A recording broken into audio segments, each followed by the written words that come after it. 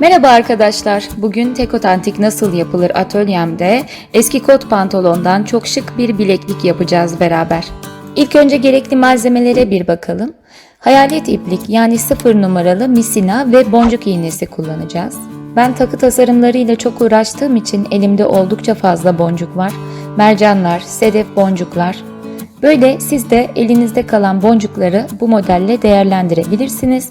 Veya takı malzemecilerinden malzemelerin aynılarını bulabilirsiniz. Eski bir kot pantolonun bir kısmını kullanacağım. Ben paçasını seçtim. Kesmek bükmek için makasımız ve ince uçlu pensemiz var. Zincirimiz var. Zinciri süslemede kullanacağım bilekliği. Ve zinciri kesmek için de yan keskim var. Ve mıknatıslı klipsim var.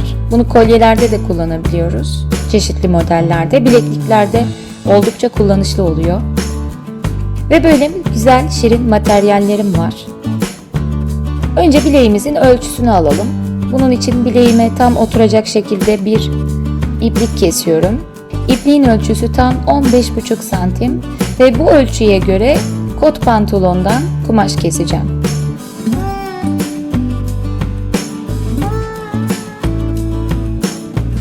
Bileğime göre 15,5 santimi işaretledikten sonra enini ayarlamak için mıknatıslı klipsimi kullanıyorum. Tam klipsin boyunda ayarlayacağım.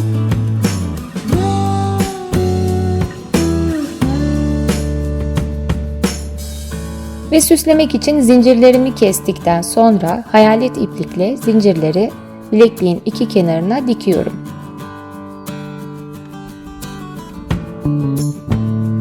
Hayalet iplik oldukça ince ve şeffaf olduğu için işlemlerde gözükmüyor arkadaşlar. Rahatlıkla kullanabilirsiniz. Ve objelerime bakıyorum süslemek için. Melek, fil ve yeşil boncuğu çok beğendim.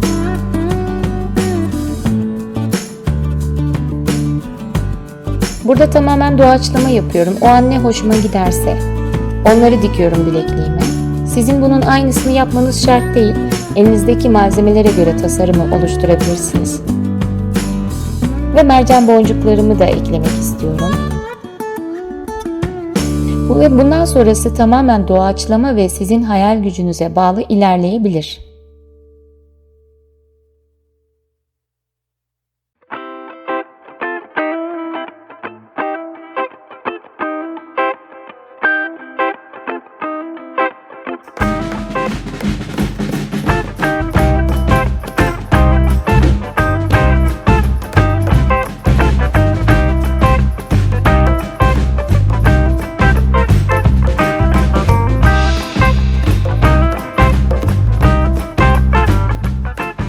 Ön yüzü süslemeyi bitirdikten sonra arkadaki dikişleri kapatmak için bir kumaş daha ekleyeceğim. Bunun için yine bir parça kumaş üzerine tam bilekliğin boyunda ağaç tutkalı sürüyorum ve ön yüzü yapıştırıyorum.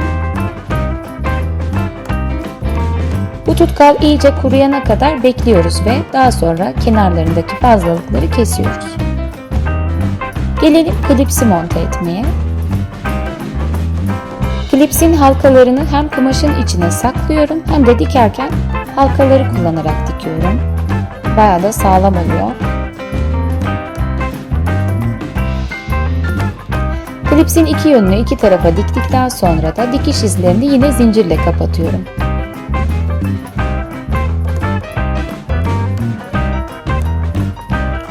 İki tarafa da zincirlerimi diktikten sonra bileklik hazır. Evet, bu yöntemle siz de hiç kimsede olmayan kendi modellerinizi oluşturabilir ve eski kot pantolonlarınızı bu şekilde değerlendirebilirsiniz.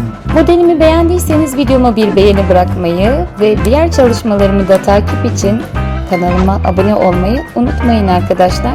Bundan sonraki videolarımda birlikte olursak çok sevinirim. Sizlere çok güzel günler diliyorum.